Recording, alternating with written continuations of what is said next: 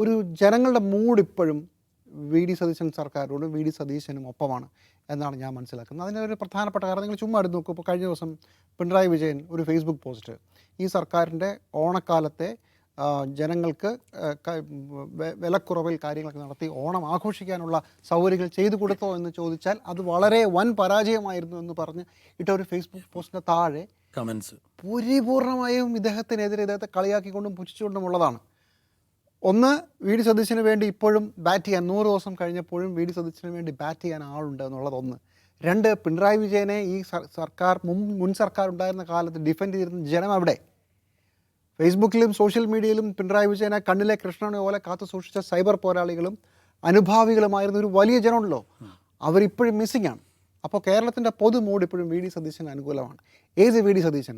ഈ election fight ചെയ്യുമ്പോൾ V D Satheesan ആദ്യം എതിരിടേണ്ടിയിരുന്നത് CPM നുണേശൻ എന്ന് പറയുന്ന വളരെ വലിയ ക്യാമ്പയിനെയാണ്. ഇത് മുഴുവനും ഉണ്ടായിരുന്നു. ഇലക്ഷൻ കഴിഞ്ഞപ്പോഴോ കൂടെ ഉണ്ടായിരുന്ന ബഹുഭൂരിപക്ഷം MLA മാർ വേഴ്സസ് വി ഡി സതീശനായിരുന്നു. അതിനുശേഷം കോൺഗ്രസ് ഹൈക്കമാൻഡിലെ പ്രധാനപ്പെട്ട നേതാക്കളും ഒക്കെ ആയിരുന്നു. ചുരുക്കത്തിൽ കേരളത്തിലെ ജനങ്ങളല്ലാതെ ഒരാൾ പോലും കൂടെ ഇല്ലാതിരുന്നിട്ടാണ് വി ഡി സതീശൻ മുഖ്യമന്ത്രി സ്ഥാനത്തേക്ക് എത്തുന്നത്.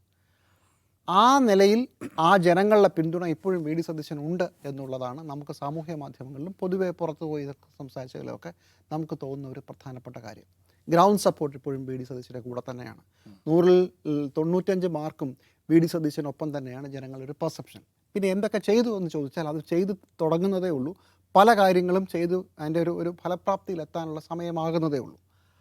ഹാവിങ് സെഡ് ദാറ്റ്, BJP-ക്കെതിരെയുള്ള വി ഡി സതീശൻ സർക്കാരിൻ്റെ നിലപാട് എന്താണെന്ന് ചോദിച്ചാൽ പരിപൂർണമായും ഡിഫൻസാണ്.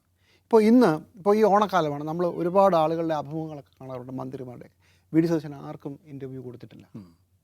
കൊടുത്തിട്ടുണ്ട്, പക്ഷേ News 18 അത് ഇംഗ്ലീഷ് ചാനലിനാണ്. News 18 ഡൽഹിയിൽ എല്ലാവരും കാണുന്ന ഇംഗ്ലീഷ് സ്പീക്കിംഗ് ആയിട്ടുള്ള ഡൽഹിയിലെ ആളുകൾക്ക് വേണ്ടിയിട്ട് ഉദ്ദേശിച്ച ഇൻ്റർവ്യൂ. ആ ഇൻ്റർവ്യൂവിൽ വളരെ കൃത്യമായി പിണറായി വിജയനെ പരിപൂർണമായി അറ്റാക്ക് ചെയ്യുകയും കേന്ദ്ര സർക്കാരിനോടും ഗവർണറിനോടും ഞങ്ങൾ വളരെ സ്ട്രാറ്റജിക്കായ അല്ലെങ്കിൽ വളരെ സമാധാനപരമായ ഒരു സംഘർഷത്തിന് ഞങ്ങളില്ല എന്ന് അസന്നിഗ്ധമായി പ്രഖ്യാപിക്കുന്ന ഇംഗ്ലീഷ് ഇൻ്റർവ്യൂ ആണ് വി ഡി സതീശൻ കൊടുത്തത്. ഈ ഓണക്കാലത്ത് അദ്ദേഹം കൊടുത്ത ഒരേ ഒരു ഇൻ്റർവ്യൂ. 100-ാം ദിവസം വി ഡി സതീശൻ തിരഞ്ഞെടുത്ത ചാനൽ News 18 ആണ്. അതുപോലെ തന്നെ അതിൻ്റെ മൂഡ് ഗവർണറോടും കേന്ദ്രത്തോടും ഞങ്ങളുടെ യുദ്ധത്തിനില്ല എന്നുള്ളതാണ്. ഞാനിതിനെ വലിയൊരു അപരാധമായി കാണുന്നില്ല.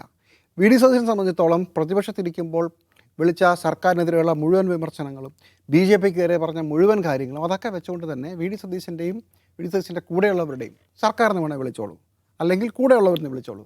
അവരുടെ പ്ലാൻ 5 വർഷം കഴിയുമ്പോൾ കേന്ദ്ര സർക്കാരിനെതിരെ നിങ്ങൾ എത്ര നോട്ടീസ് ഇറക്കി, എത്ര പ്രകടനം നടത്തി, എത്ര മുദ്രാവാക്യം വിളിച്ചു, എത്ര പ്രസ്താവന നടത്തി എന്നുള്ളതായിരിക്കില്ല, നിങ്ങൾ എന്ത് ഡെലിവർ ചെയ്തു എന്നുള്ളതായിരിക്കും.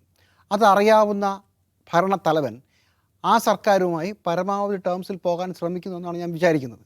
അതിനുവേണ്ടി ചില വിട്ടുവീഴ്ചകൾക്ക് വി ഡി സതീശൻ തയ്യാറാണ്. രാഷ്ട്രീയമായി ഒരു കാരണവശാലും യോജിക്കാൻ പറ്റാത്ത ഒരു കാര്യമാണെന്നിരിക്കെ ഒരു ഭരണാധികാരി എന്നതിൽ തന്ത്രപരമായി നീങ്ങാൻ ശ്രമിക്കുന്നുണ്ട്.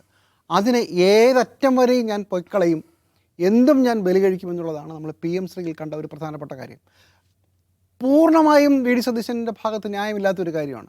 അത് അവർ ഒപ്പിട്ട് പോയില്ല, അത് ഇത് എന്നൊക്കെ പറഞ്ഞിട്ട് പൂർണ്ണമായി ഒഴിയാണ്.